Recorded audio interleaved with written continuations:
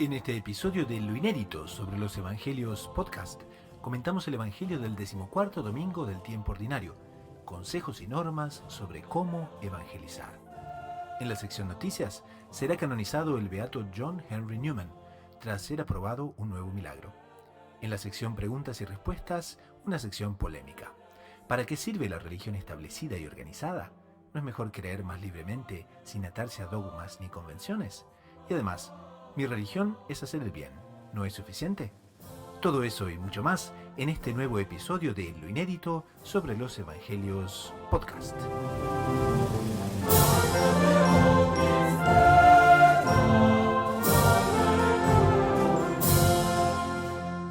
Bienvenidos a otro programa de Lo Inédito sobre los Evangelios, el podcast semanal de los Heraldos, hoy en el programa número 40, ya 25 de los cuales para Radio María Canadá y otras emisoras que se van acercando al programa. Y pasamos a la temática de hoy. En el Evangelio de este domingo, nuestro Señor, el Maestro Divino, nos llama a la verdadera felicidad. Esa verdadera felicidad es fruto de la buena conciencia, de la fidelidad a la vocación individual que nos ha otorgado Él mismo, y esto vale para todos, para sacerdotes, religiosos, laicos y cualquier persona que nos esté escuchando. Tal felicidad, entonces, tendrá como esencia hacer el bien a las almas, presentándole la belleza de lo sobrenatural e instruyéndolas en la verdad, traída por Cristo al mundo. Y eso se llama justamente evangelizar. Para eso no existe mejor herramienta que estudiar las normas dadas por el propio Maestro a los 72 discípulos en el Evangelio de este domingo, 14º del tiempo común. Estas normas y consejos sapientísimos delinean el perfil de un auténtico evangelizador y constituyen una preciosa guía para conducir a los hombres a la verdadera felicidad. Así que nada más interesante para nuestra audiencia. Hoy el programa les ofrece una guía segura de cómo debemos actuar en la vida diaria si queremos la felicidad de la buena conciencia que, lejos de ser egoísta, lejos de ser posesiva, quiere transmitir la alegría del mensaje de Cristo a quienes se encuentre por el camino. ¿Cómo hacerlo? Aquí vamos. Pero antes de empezar, se nos une el doctor Saúl Castiblanco desde Colombia. Salve María, doctor Saúl. Salve María, hermano Gustavo, y un gran saludo a toda la querida audiencia. Bueno, siempre una alegría tener al doctor Saúl aquí en el programa. Les recuerdo, el doctor Saúl es psicólogo, editor de la agencia de noticias Gaudium Press, edición hispana, bachiller en ciencias religiosas por la Pontificia Universidad Santo Tomás de Aquino de Roma y por la DOMUNI, Universidad Internacional de los Dominicanos, con sede en Toulouse, Francia. Y es muy a propósito porque realmente el Evangelio de hoy es un poco largo, pero es bellísimo y muestra cómo nuestro Señor se preocupa con los discípulos que va a enviar. Y dice, en aquel tiempo designó el Señor otros 72 y los mandó por delante, de dos en dos, a todos los pueblos y lugares donde pensaba ir Él. Y les decía, la mies es abundante, los obreros pocos. Rogad pues al dueño de la mies que mande obreros a su mies. Poneos en camino, mirad que os mando como corderos en medio de los lobos. No os llevéis tálega, ni alforja, ni sandalias, y no os detengáis a saludar a nadie por el camino. Cuando entréis en una casa, decid primero, paz a esta casa, y si allí hay gente de paz, descansará sobre ellos vuestra paz. Si no, volverá a vosotros. Quedaos en la misma casa, comed y bebed de lo que tengan, porque el obrero merece su salario. No andéis cambiando de casa. Si entráis en un pueblo y os reciben bien, comed lo que os pongan, curad a los enfermos que haya y decid, está cerca de vosotros el reino de Dios. Cuando entréis en un pueblo y no os reciban, salid a la plaza y decid, hasta el polvo de vuestro pueblo que se nos ha pegado a los pies, nos lo sacudimos sobre vosotros. De todos modos, sabed que está cerca el reino de Dios. Os digo que aquel día será más llevadero para Sodoma que para este pueblo. Los 72 volvieron muy contentos y le dijeron, Señor, hasta los demonios se nos someten a tu nombre. Él le contestó, veía a Satanás caer del cielo como un rayo. Mirad, os he dado potestad para pisotear serpientes y escorpiones y todo el ejército del enemigo, y no os hará daño alguno. Sin embargo, no estéis alegres porque se os someten los espíritus. Estad alegres porque vuestros nombres están inscritos en el cielo. Entonces podemos ver cómo nuestro Señor está dispuesto y ya está lanzando sus primeros discípulos antes de visitar los lugares que piensa visitar. Doctor Saúl, ¿cómo ve este panorama de los nuevos discípulos, los 72? Seguramente la palabra de nuestro Señor Jesucristo empieza a adquirir un relieve, destaque, fama en Palestina. Entonces nuestro Señor ya prepara enviados y envía a sus discípulos para que vayan ambientando en el pueblo la buena doctrina, el deseo de la virtud, y vayan ambientando su llegada, para que el pueblo reciba mejor su palabra de Cristo, ¿cierto? Y también es un signo de que Dios quiere asociar al hombre a la tarea evangelizadora, ¿no? Al ser humano. Entonces, por eso ya tenía sus apóstoles y entonces nombra 72 discípulos que en el fondo pues son por así decir, el ministerio incipiente, ¿no? Un ministerio incipiente que después se conformará en iglesia y en misioneros mostros, ¿no? Y también aprovecho pues para ya introducir el título que Monseñor Juan Clara, en lo inédito de los evangelios, le da a este texto evangélico maravilloso, y es que es un verdadero vademecum del apóstol. Es una especie de guía para cómo comportarnos como apóstoles en las diferentes circunstancias. Ahora, una cosa curiosa, que nuestro Señor ya comienza mandándolos de dos en dos. Sí, eso es bonito, eso es bonito. El Museo Juan Clara comenta ahí que es una práctica asumida en líneas generales por todas las órdenes religiosas, ¿cierto?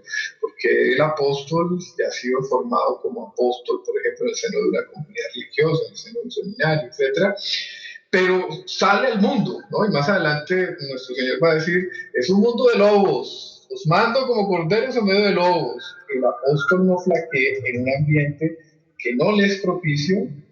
Monseñor Juan que habla del apoyo colateral, uno se apoya en el otro. Entonces, cuando uno está débil, ya sabe que cuenta con el otro, sabe que cuenta inclusive con una vigilancia benévola del que está al lado, ¿cierto? Entonces, eso es también un combate, esa expresión del Evangelio es un combate a este individualismo que nos invade en esta época, ¿no? No nacimos solos, no vivimos solos y no debemos vivir solos, debemos vivir en compañía. Exactamente, y además nuestro Señor no quiere prometerles un camino fácil, sino que ya también les va advirtiendo que os envío justamente como corderos ante los lobos.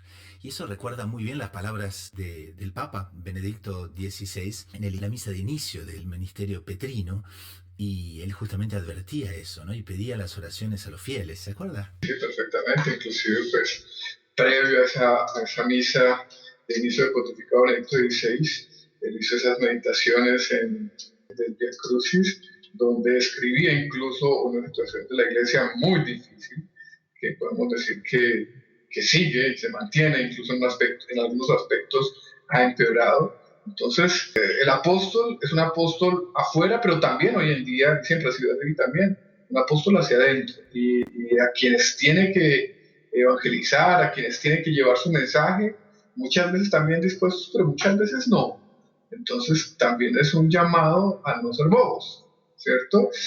Bueno, aquí Monseñor Juan Claro, Gustavo, y usted también nos da los aportes, hace una profundización de solo ese versículo maravilloso que es impresionante, con 1000 ramificaciones, que me parecería muy interesante si profundizamos en ello. ¿Qué significa corderos? ¿Qué significa lobos? Si es que siempre vamos a tener una actitud sumisa, mansa y humilde como la de cordero, eso me parece que es muy importante profundizarlos, porque como que aquí ya entramos en el vademecum, las guías del apostolado, y primero una perfilación del apóstol y de los que tienen que ser apostolados, los que tienen que ser evangelizados. Sí, doctor Saúl, en ese punto, aquí Monseñor John Clark justamente dice eso. Los enemigos proporcionan muchas veces excelentes circunstancias para la práctica de las virtudes, tales como la humildad, la resignación ante las injurias, los malos tratos, y trae también el robustecimiento de la fe y la confianza en la providencia. Y eso también es un buen mensaje para todos aquellos que se dediquen a la evangelización, ¿no? ¿Cuántas veces justamente el mensaje de nuestro Señor es recibido mal o es recibido muchas veces con odio?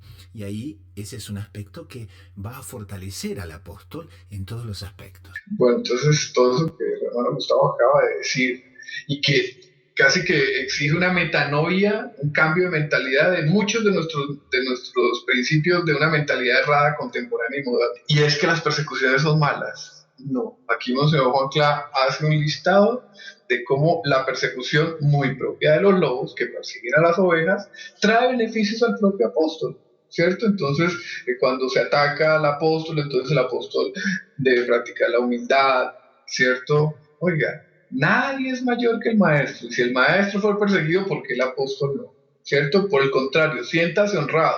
Si usted no está siendo perseguido, de pronto es porque no está caminando por el camino del maestro. Jesucristo nuestro Señor, venimos de un evangelio anterior en que los apóstoles del trueno, si mal no recuerdo, San Juan y Santiago, que no fueron bien recibidos en una ciudad, le exigen a nuestro Señor que fulmine esa ciudad. Nuestro Señor le dice, espera, yo no vine aquí a fulminar, vine a salvar los hombres. Entonces los lobos están atacándolo. Pues claro, uno tiene la inclinación de sacar el cuchillo, la escopeta y empezar a matar lobos. Pero resulta que esos lobos que los están atacando a usted también pueden convertirse en corderos. Porque Cristo nuestro Señor no está diciendo, os envío como corderos en medio de lobos para que los lobos os destrocen y fin de la historia, ¿no? Nuestro Señor está diciendo, os envío en medio de lobos, pero también para convertir, no todos, ¿no? Cada hombre libre se convierte, ¿no?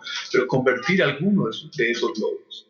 Y Monseñor Juan Clá pone el ejemplo perfecto, casi que Prinches, máximo, del lobo mayor de la época de él, de la época del surgimiento del cristianismo, que era San Pablo, ¿cierto? Que se distinguía por su celo en perseguir a los cristianos, ¿no? Y bueno, después ese lobo fue el Cordero Mayor, fue el apóstol de las gentes, el apóstol de toda la cuenca del Mediterráneo, una cosa maravillosa. Entonces, llega ese lobo y empieza a perseguirnos. Pues uno tiene la tendencia de resignación ninguna, vamos a acabar con este lobo. Y a veces hay que enfrentarlos con toda la decisión.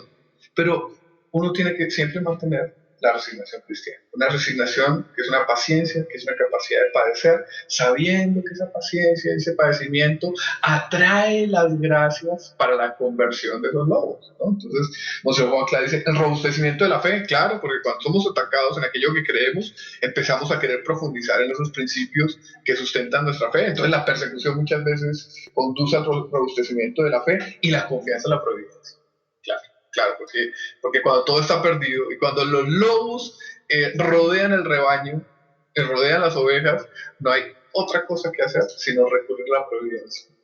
Uy, ya es lo último que hay que hacer, pero es lo más importante, ¿cierto? Porque al final de cuentas lo que Dios quiere es que sepamos que todo depende de Él. Entonces la persecución nos fortalece en la fe y en la confianza en Dios. Entonces las persecuciones no son tan malas a veces, las persecuciones son buenas, ¿cierto? Y no son solo buenas, sino necesarias. Entonces, vamos cambiando nuestra mentalidad, ¿cierto? El apostolado no es un mar de rosas y de conversiones. El apostolado es una lucha, es un combate, donde hay muchas alegrías, donde hay decepciones, pero sobre todo donde tiene que haber confianza en Dios para que sea derramada la gracia de Dios. Y justamente en ese aspecto ya podríamos entrar en las instrucciones que nuestro Señor le da a los enviados y la conducta que deben seguir. Entonces, el primer aspecto que de llamar la atención aquí es sin alforja ni sandalias. ¿Y eso significa qué, doctor Saúl? Porque hoy en día no tenemos ni alforja ni sandalias, no se usa. Bueno, claro, entonces evidentemente nuestro Señor está hablando a personas de su tiempo, pero los principios que subyacen en esas indicaciones son universales y aplicables a todos los tiempos y todos los lugares. Entonces, Monseñor Juan Clá nos introduce en lo que era un caminante, un viajero de la época, ¿cierto?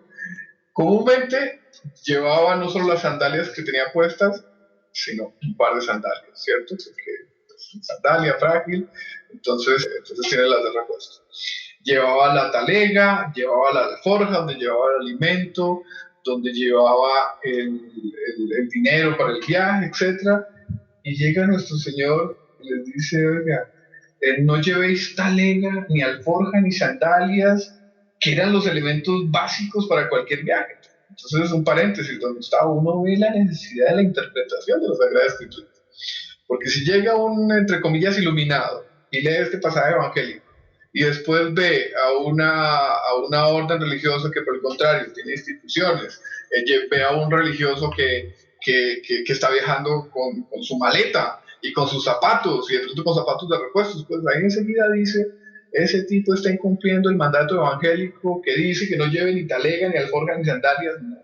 La escritura fue dada por Dios para también ser interpretada por la iglesia y ser interpretada de acuerdo a la circunstancia histórica, ¿no? Entonces, la pregunta es, ¿cuál es el principio que está detrás de todas estas indicaciones que nuestro Señor nos está dando en este evangelio. Y nos explica Monseñor Juan Clan, basado en los padres de la iglesia, que lo que Dios está pidiendo sobre todo es que no coloquemos la confianza en los elementos humanos. Uno, dice San Gregorio Magno, porque la confianza que en Dios tenga el predicador debe ser tanta que aunque no provea lo necesario para esta vida, tenga por cierto que esto no le ha de faltar.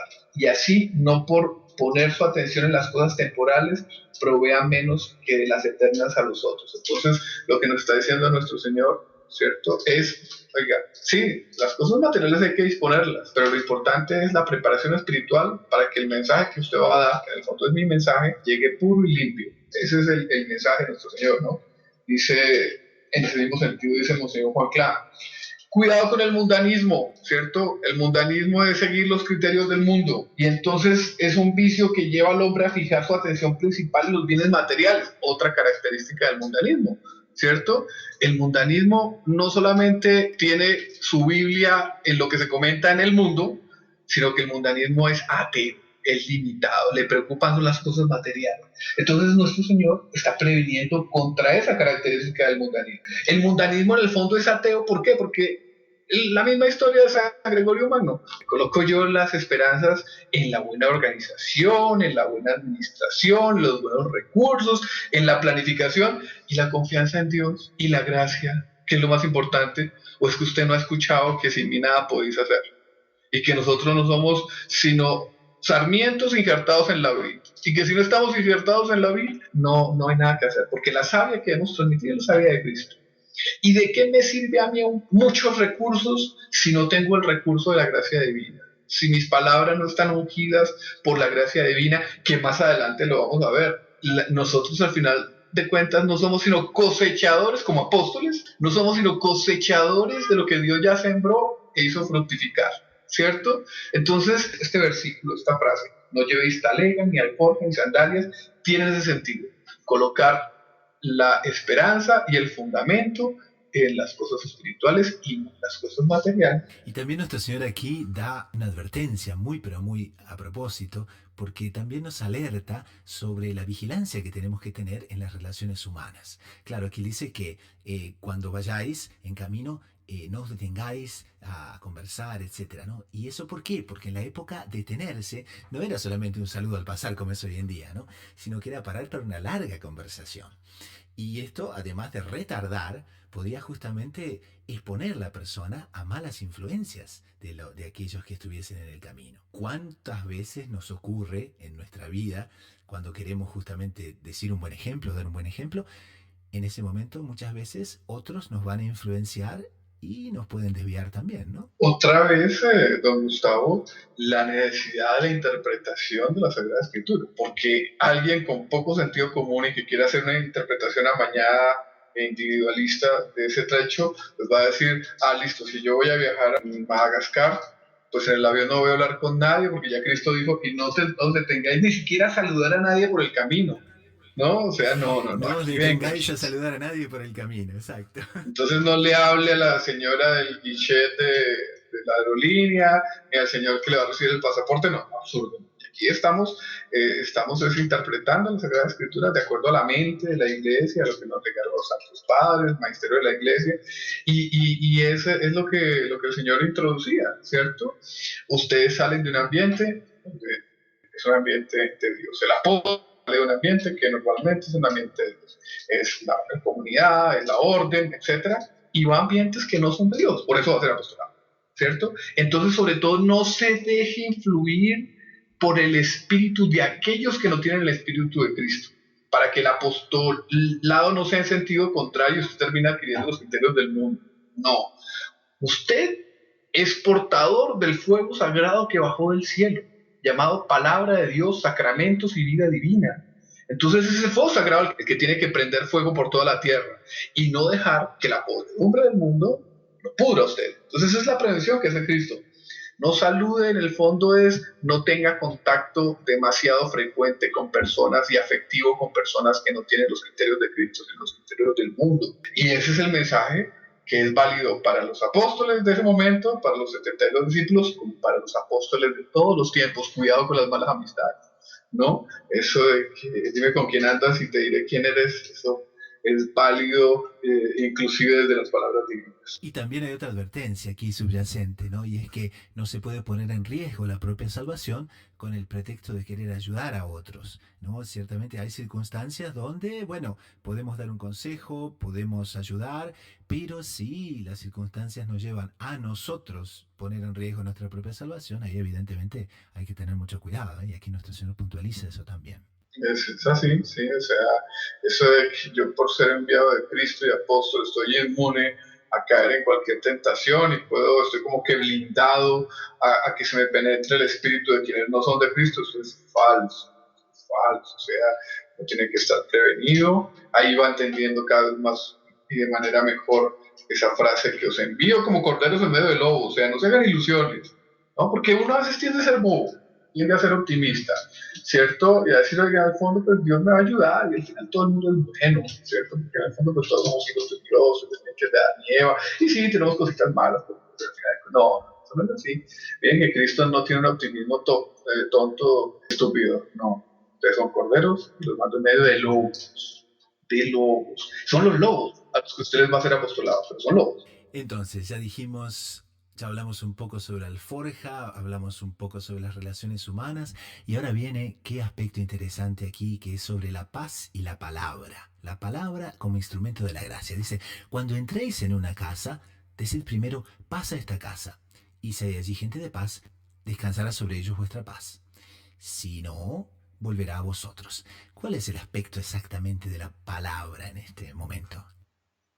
Bueno, la palabra es un instrumento maravilloso y diríamos que es el único meramente humano para transmitir la fe. Se dice fides ex auditus, ¿no? La fe entra por el oído, que es más o menos lo mismo que decir la fe entra por la vía de la palabra. Entonces, lo primero que hace Monseñor Juan Clá cuando comenta este texto del Evangelio es resaltarnos la importancia de la palabra y decirnos que la voz del discípulo está vinculada a la acción de la gracia. O sea que la palabra es el instrumento por el cual viaja la gracia de Dios, ¿cierto? En el caso de los ministros, en este momento de los 72 discípulos, esa palabra es una palabra especial, muy especial, que dice Monseñor Juan Clara, voy a citar textualmente, confiere a sus enviados el poder de restablecer la paz. ¿Cómo así? Entonces la palabra solo tranquiliza los corazones. No, porque paz es no solo eso, sino paz es, como dice San Agustín, la tranquilidad en el orden. Entonces lo que está diciendo nuestro Señor Jesucristo es que la palabra de los discípulos, sumada a la gracia, es capaz de generar orden. Entonces también es un llamado a valorar la palabra, para no emplear la palabra de una manera tonta, ¿cierto? A valorar la palabra para emplearla de la mejor manera. Entonces, al final, allá hay gente que es libre de aceptar esa palabra, ¿cierto? O de no aceptarla.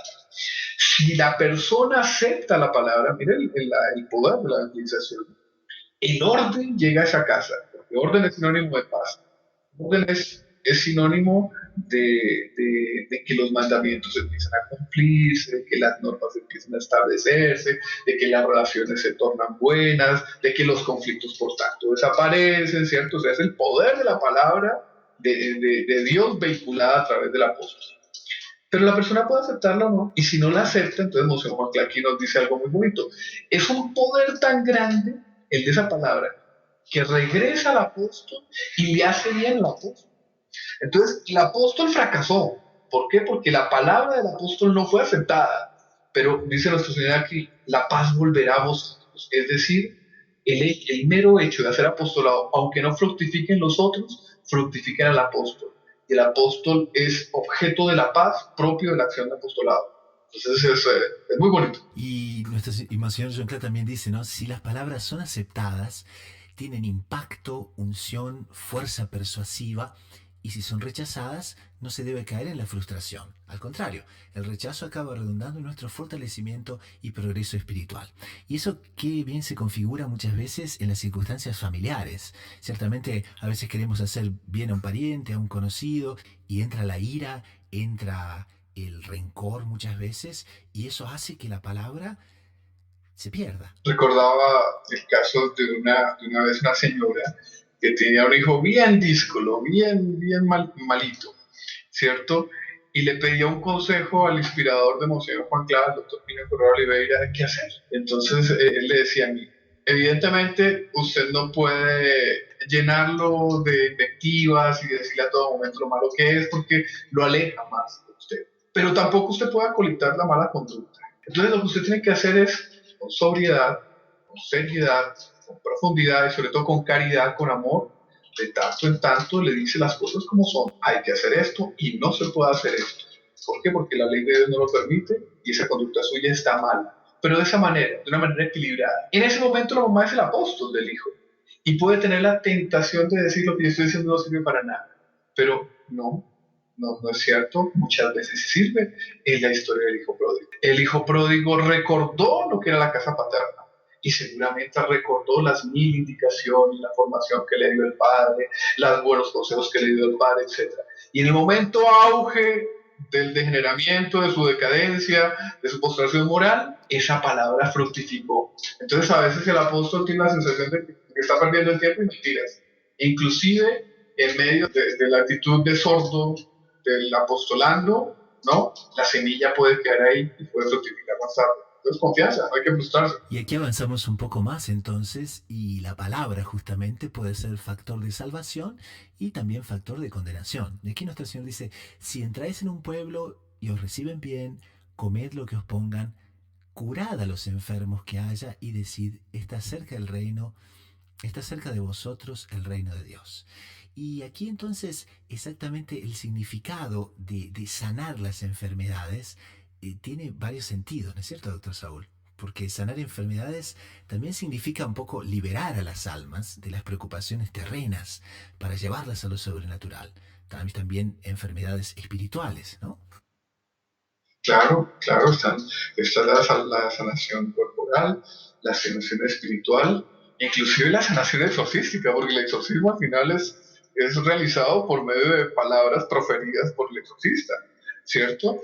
Ahora, no nos engañemos que cuando nuestro Señor limita la cólera de los apóstoles del trueno que invocaban que caerían rayos para destruir la ciudad que no los recibió, no nos engañemos haciendo la idea de un Dios bonachón y estilo Papá Noel, no, ¿cierto? Entonces vamos a tener una paciencia con esa gente que no acoge la palabra, vamos a darle gracias, vamos a darle oportunidades, pero al final de cuentas, si los rechazan, entonces nuestro Dios es el Dios de la paciencia, el Dios del amor, el Dios de la comprensión, pero también el Dios de la justicia cuando llega la hora implacable. Y aquí la recomendación de nuestro Señor justamente es esa, ¿no?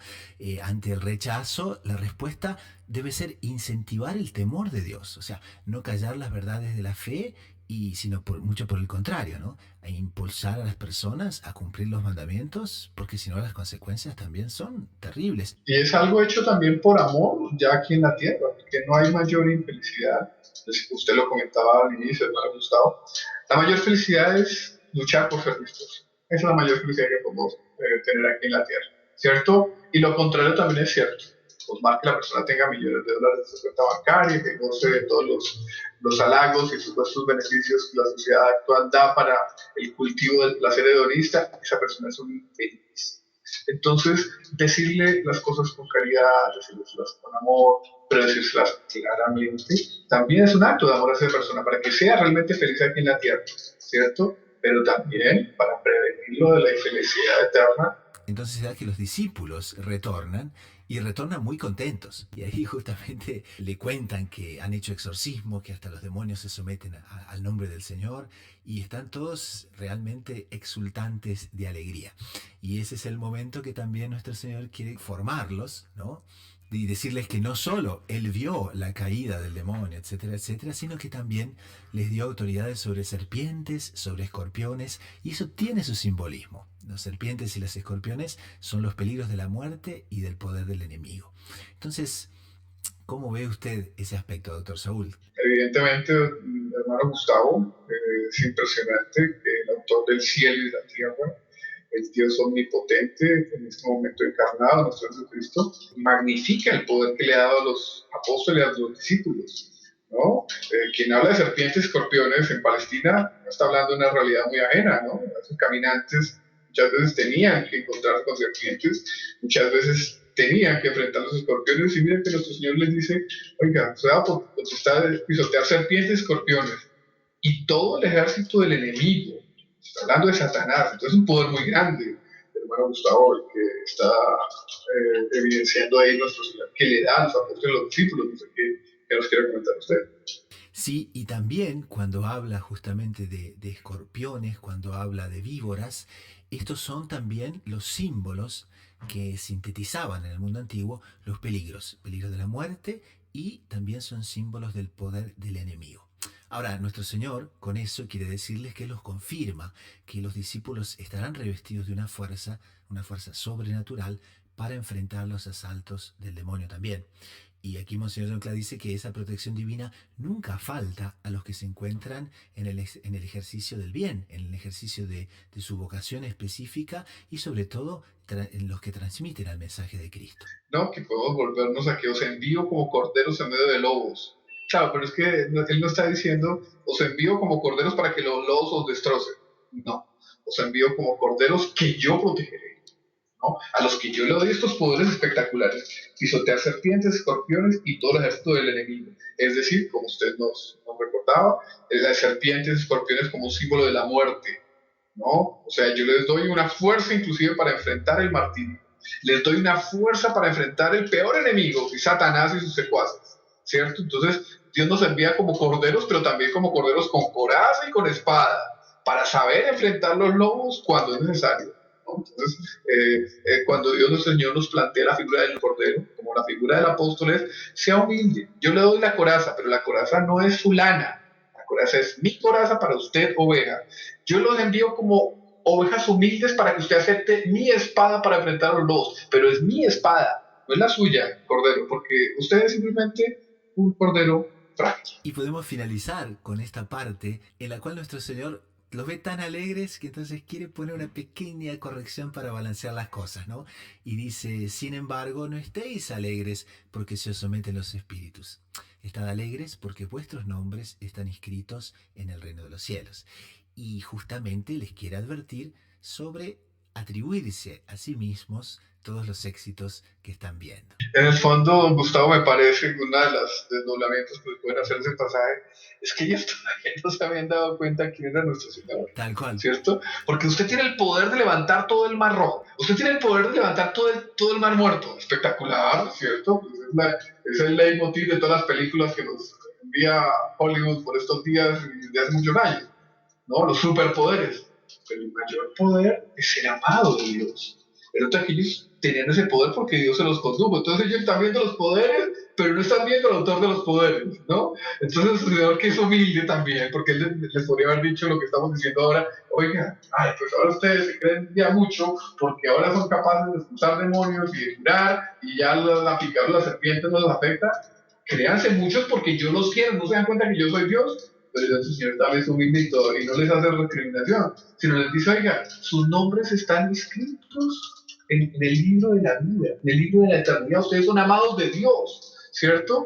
Tengan esa como el fundamento, tengan eso como el fundamento de su alegría, no los poderes, ¿no? Porque es fácil, después de ver los poderes que usted tiene, creer que uno es el autor o el dueño de sus poderes. Pero también es bonito, Gustavo, ver cómo nuestro Señor les revela eso y se los da. Oiga, les voy a dar poder y se los da, ¿cierto? Y esos poderes no han perecido, no fueron solo para esa época. Esos poderes los tienen los ministros de Dios hoy en día y los tienen los cristianos, que con fe piden ayuda divina y pueden hacer cosas maravillosas, pueden hacer milagros, los milagros existen, ¿no? Y sobre todo pueden hacer el mayor milagro y es usar su palabra para que la palabra sea vehículo de la gracia divina y que ocasione la conversión de los corazones. Ese es el mayor poder. El mayor poder no es levantar el mal muerto. El mayor poder es levantar un alma que está muerta para la vida eterna. Y eso, Dios que quiso asociar a los hombres a esa resurrección, a ese milagro magnífico, la resurrección de las almas, bueno, entonces usemos ese poder, el poder de la palabra, confiantes, no en que será la palabra nuestra la que hará reerguir las almas, sino la gracia divina, pero que cabalga sobre la palabra que nosotros empleamos y usamos. Terminemos entonces con la conclusión magistral que Monseñor John Clark da aquí y la leemos. Dice, bajo dos aspectos, a la misión de los 72 discípulos elegidos por Jesús, le convendría muy bien el título de evangelización de la felicidad. Y da dos razones, mire. En primer lugar, respecto a los discípulos, porque al entregarse por entero en beneficio del prójimo, movidos por el amor de Dios, experimentaban en sí mismos como mayor felicidad hay en dar que en recibir. Y en segundo lugar, en relación a las almas favorecidas por la predicación, porque les era ofrecida la posibilidad de cumplir los designios de Dios, transformando la vida terrena en una preparación para llegar al cielo. Entonces alegrémonos cuando hacemos apostolado, cuando evangelizamos, cuando damos una buena palabra, sobre todo hagámoslo porque nuestros nombres también estarán inscritos en el cielo y esa será realmente la verdadera felicidad. No, me parece muy bonita esa visualización de Monseñor del cristiano, ¿no? El mundo nos dice lo contrario. Si usted predica los mandamientos, si usted habla de las virtudes, en el fondo usted es el apóstol de lo aburrido, de lo monótono, de lo bobo, ¿no? De lo infeliz. Resulta que es lo contrario. El pecado es lo que es aburrido. El pecado es lo que es monotemático, monocromático, tedioso, etc. Porque es la misma historia. El pecado es lo mismo. Todo el pecado resuma todas las tentaciones, todas las visitaciones al pecado y todos los pecados y termina siendo lo mismo. En el fondo, la nada, ¿cierto? Porque en el fondo es la sensualidad y es el orgullo, ¿cierto? Y la sensualidad es la ausencia de virtud y el orgullo es la ausencia de la contemplación de las maravillas que Dios nos dio en la creación. ¿Cómo se puede titular el apóstol? Nosotros somos los apóstoles de la felicidad, de la alegría, de lo dorado, de la contemplación de Dios en el orden del universo, de la admiración de las maravillas. No hay nada que alegre más el corazón que la contemplación de las maravillas ajenas, sobre todo de la gracia obrando en otras almas, ¿cierto? ¿Y qué es el pecado? Por ejemplo, el pecado del egoísmo es encerrarse en sí envidioso y renunciar a la contemplación de las riquezas que están ahí al alcance de la mano. Entonces, no, el apóstol es el apóstol de la felicidad y con esa certeza y con esa seguridad a hacer apostolado. Venga, venga, cállese. ¿Usted qué está diciendo? Que yo soy un aburrido, soy un tonto. No. Usted lo que en fondo es queriendo encerrar a las personas en una cadena oscura que lo encierra en su pecado y en su gris. Nosotros somos los liberadores de esas cadenas para que usted encuentre lo maravilloso. Vamos entonces a una pequeña pausa y enseguida retornamos con las noticias de lo que aconteció en la iglesia y en el mundo.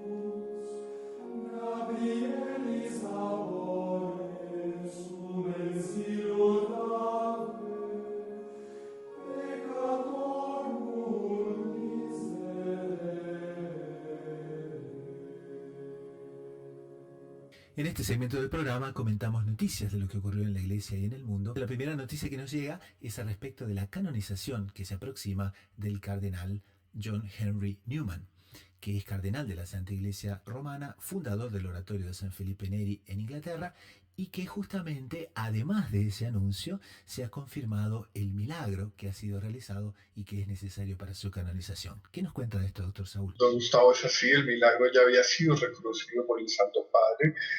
Sabemos que para la beatificación se requiere un milagro, para la canonización se requiere otro milagro, ¿cierto? Y después del reconocimiento de ese milagro, pues se requiere que el Papa determine que este hombre será canonizado, ¿no? Lo que en este caso ocurrió el 1 de julio pasado, hace 2 días, en un consistorio público, en el que el Papa declaró que el cardenal Newman será canonizado junto con otras personas, con otros que serán santos de la Iglesia.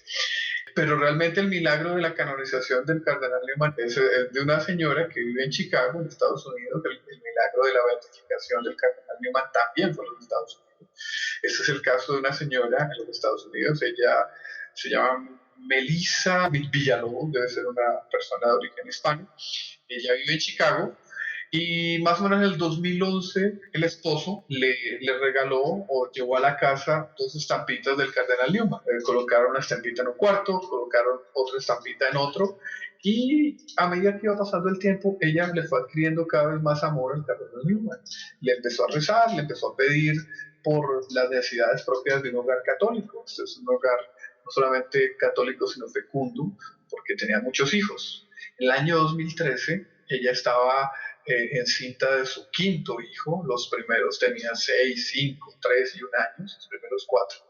Pero este quinto vino con complicaciones. Resulta que ella comenzó a sangrar, le hicieron una ecografía y vieron se había abierto un hueco en la placenta y por ahí se estaba generando una hemorragia. Hemorragia que no solamente producía un sangrado, sino que había formado un coágulo adherido al feto, un coágulo que era 2,5 veces más grande que el feto. Entonces los médicos enseguida le dijeron mucho cuidado, mucho reposo y vamos viendo, monitoreando la situación. Pero un día ella se levanta de la cama, el marido, son unas cosas también permitidas de Dios para tener esos finales maravillosos y felices, ¿no? El marido no estaba en casa, estamos hablando de una mujer que ya tenía 4 hijos y estaba embarazada al quinto.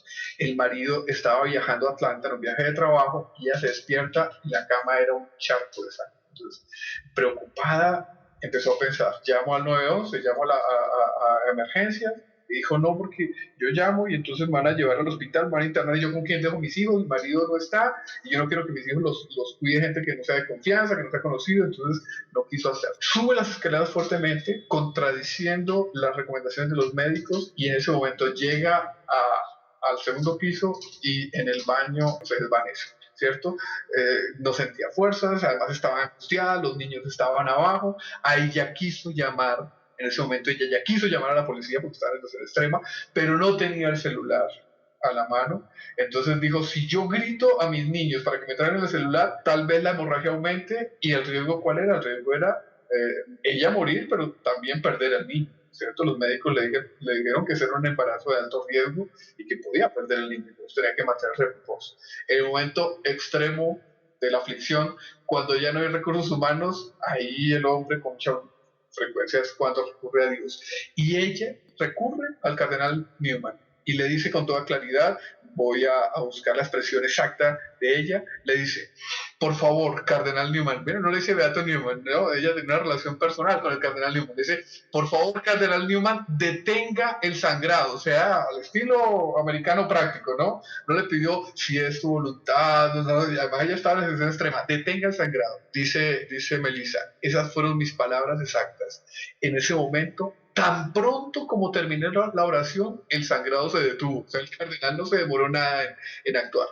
Sigue el relato de ella. En ese momento ella tuvo fuerza, se levanta del piso y comprueba que realmente no había más sangrado. Y dice, de una vez agradece, porque se dio cuenta del milagro inmediato. Dice, comillas, gracias, cardenal Newman, gracias, cierra comillas.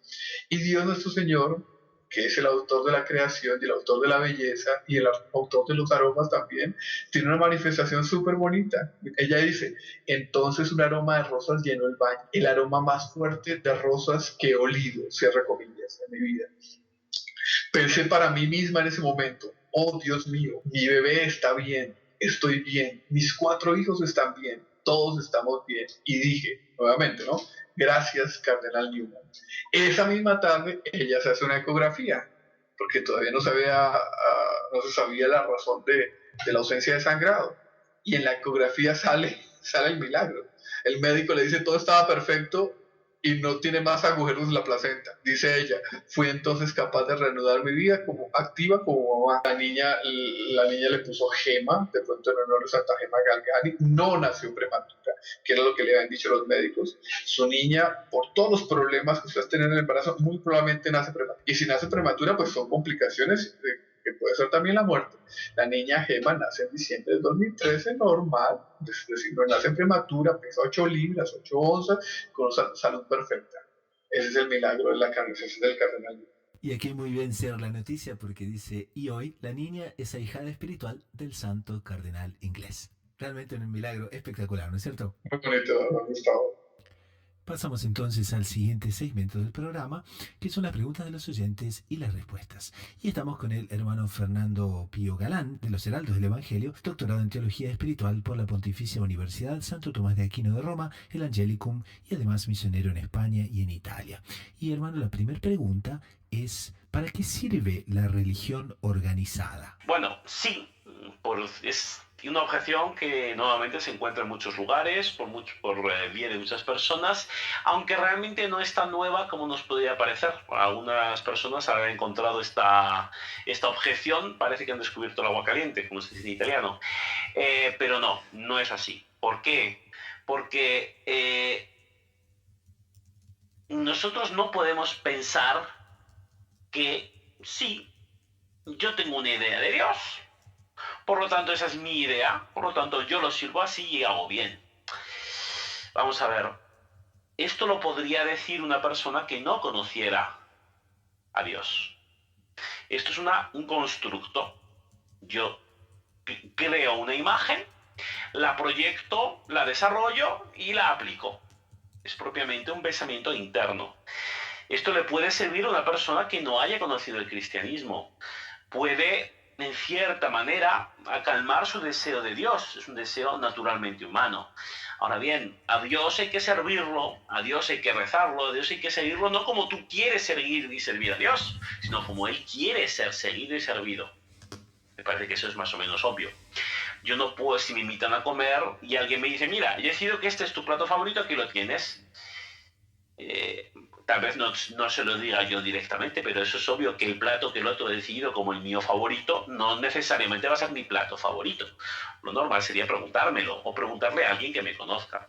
Bueno, el plato favorito de Dios, entre comillas, por lo tanto, el modo de seguir a Dios, de conocer a Dios, que es justo, que es necesario, lo tenemos, porque tenemos el Evangelio, tenemos lo que Jesucristo nos enseñó y esa es la manera que tenemos de servir a Dios. Porque si aceptáramos que cada uno puede servir a Dios de la manera que bien le parece y a Dios le gusta, también el no servir a Dios puede ser un modo de servirlo, es un modo personal. Y entonces esto se llama reducción al absurdo. Si cualquier método de servir a Dios es válido, el no servirlo también sería un método válido. No sé si me explico. Entonces, esta objeción es un individualismo radical en el punto de la religión que no se aplica porque Dios es una persona, Dios es una realidad y tenemos acceso a Dios. Tenemos a su Hijo que se ha revelado. Esto es la fe cristiana. Por lo tanto, alguien que conoce la fe cristiana no puede aceptar esta modalidad personalista que digamos, rechaza servir a Dios como Dios quiere que sea servido, expresada en los evangelios.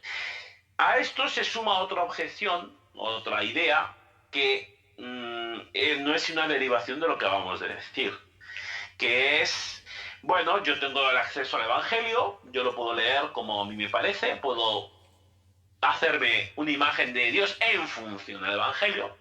Esto lo diferenciaría de la anterior pregunta. Pero no tengo por qué seguir la iglesia establecida. O sea, no tengo por qué seguir una forma establecida por otros. Yo leo el Evangelio, yo me comunico con Dios y establezco mi propia vía, según el Evangelio. Aquí estamos en la misma dinámica del caso anterior, solo que camuflado con un poco más de papel. Vamos a ver, Jesucristo no llegó y dejó una serie de volúmenes o un PDF para descargar de sus enseñanzas. Jesucristo predicó, Jesucristo se movió por Jerusalén, hizo milagros.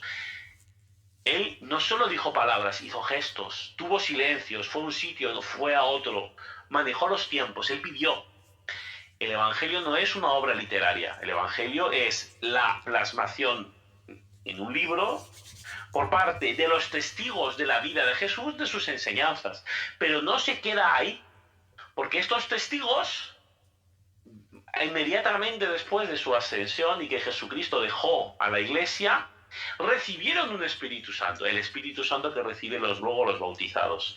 Y este Espíritu Santo los guió e hizo que se establecieran con una serie de ritos, una serie de oraciones, una serie de estructuras que eran directamente queridas por Cristo por medio del Espíritu que les dejaba como un defensor, como él mismo había anunciado. Por lo tanto, yo no puedo despreciar la simiente, no puedo despreciar la planta que el Espíritu Santo deja. El Espíritu Santo planta una semilla, crece una planta. Si yo desprecio esa planta que el Espíritu Santo deja, estoy despreciando el propio Espíritu Santo. Y no puedo pretender que esto sea un método agradable a Dios como es agradable el método que hemos hablado, que es propiamente seguir los dictámenes y los testigos de la vida de Cristo, lo cual constituye la Iglesia Católica. La siguiente pregunta es al respecto de religión. Y alguien nos pregunta, mi religión es hacer bien a los otros. ¿Es suficiente? Bueno, esto es una cosa que se encuentra en muchos sitios, mucha gente lo dice de distintas maneras, con distintas formulaciones, con distintas realidades, que al fin y al cabo lo importante es quererse bien, lo importante es ser solidario, en fin, hacer bien a los demás, son diferentes formulaciones de una misma realidad. ¿Y qué ocurre? Como todo buen error, fíjese la contradicción de los términos, como todo buen error, es muy apetecible, porque no deja de tener una parte de realidad. Me explico. Si yo presento una pizza margarita, con su mozzarella de búfala, con su tomate San Marzano, y con unas hojitas que parecen de orégano, pero son de mandrágora, que es una planta venenosa, es mucho más atractiva, por lo tanto mucho más peligrosa, que si yo presento una pizza de color azul fosforescente que brilla en la oscuridad. La segunda pizza, quitando gente muy rara, no se la comería nadie. La primera pizza causaría graves daños entre aquellos que se encontrarán delante. Entonces, esta actitud de decir que la buena religión es ser bueno con los demás es falso por ser parcial, por ser una sección de la auténtica religión. Desde luego, el cristianismo, la Iglesia Católica, nos enseña que hay que ser bueno con los demás. Y eso, por supuesto, está enseñado por Jesucristo. Ahora bien, el fundamental mandamiento es amar a Dios. Amarás a Dios de todo tu corazón, por todo tu entendimiento. Y este es el primer mandamiento. El segundo es semejante al primero, dice Cristo. Amar al prójimo como a ti mismo. O sea, amar al prójimo como a ti mismo es un mandamiento fundamental que es parte, pero no totalidad, del mandamiento fundamental del cristianismo. La primera parte de este mandamiento es amar a Dios con todo tu corazón. Amar a Dios con todo tu corazón significa no dejar lugar a otro. No dice al 90%, 95%, 99% tu corazón. No, todo, el 100%. Entonces, si cumplimos el primer mandamiento, la proyección, la consecuencia hacia los demás es amarlo como a ti mismo. Pero ojo, el mandamiento no es amar al prójimo con todo tu corazón. Es amar a Dios con todo tu corazón. El amor al prójimo, el amor a los demás, tiene que ser causado, tiene que tener su razón de ser en el primer mandamiento, en la primera parte del gran mandamiento, que es amar a Dios con todo el corazón. Estas son las palabras de Cristo. Y luego dice, en estos dos mandamientos consiste toda la ley. Entonces, no podemos pretender que la religión consista únicamente en amar al prójimo. Además, porque por fe tenemos que entender que si no amamos a Dios con todo el corazón, este amor que haremos al prójimo no será un amor real, porque falta su sustento, falta su cimiento. Es hacer una torre sobre la arena. Un amor a los demás que no esté basado en el amor a Dios no se va a mantener, va a llegar una tempestad y se va a caer. Entonces no podemos consentir esta simplificación. Si queremos andar hacia Dios, hacia la salvación, necesitamos las dos piernas. Amar a Dios sobre todas las cosas, amar a Dios con todo el corazón y al prójimo como a sí mismo. Es también obvio y necesario explicar que no podemos pretender amar a Dios si luego al prójimo no lo amamos, porque son los dos mandamientos. También no nos podemos quedar únicamente con el primero. Pero es un punto que nos podemos tranquilamente olvidar, porque hoy en día, digamos que es mucho menos frecuente este error. Muy pocas personas en mi vida he escuchado que me digan que para salvarse basta con únicamente amar a Dios. No, eso es una cosa mucho menor, una incomprensión de lo que es la religión cristiana, mucho menos frecuente que esta segunda, que es, eso sí, me he encontrado con mucha mayor facilidad. Por lo tanto, sepamos, si quieres amar realmente a tu prójimo, tienes que amar verdaderamente a Dios. Entonces, concentrémonos en amar realmente a Dios, que sea un amor eficaz, que sea un amor puro, que sea un amor constante, que en relación con nuestros hermanos, nuestro amor será realmente como nosotros mismos. Y con esto llegamos al final del programa de hoy. En nombre del equipo de producción y de quien les habla, el hermano Gustavo Kral de los Heraldos del Evangelio, nos despedimos hasta dentro de una semana. Así que a rezar mucho, a perseverar con confianza, con los ojos siempre en la Eucaristía y en María Santísima, a la búsqueda incansable de descubrir siempre más lo inédito sobre los Evangelios.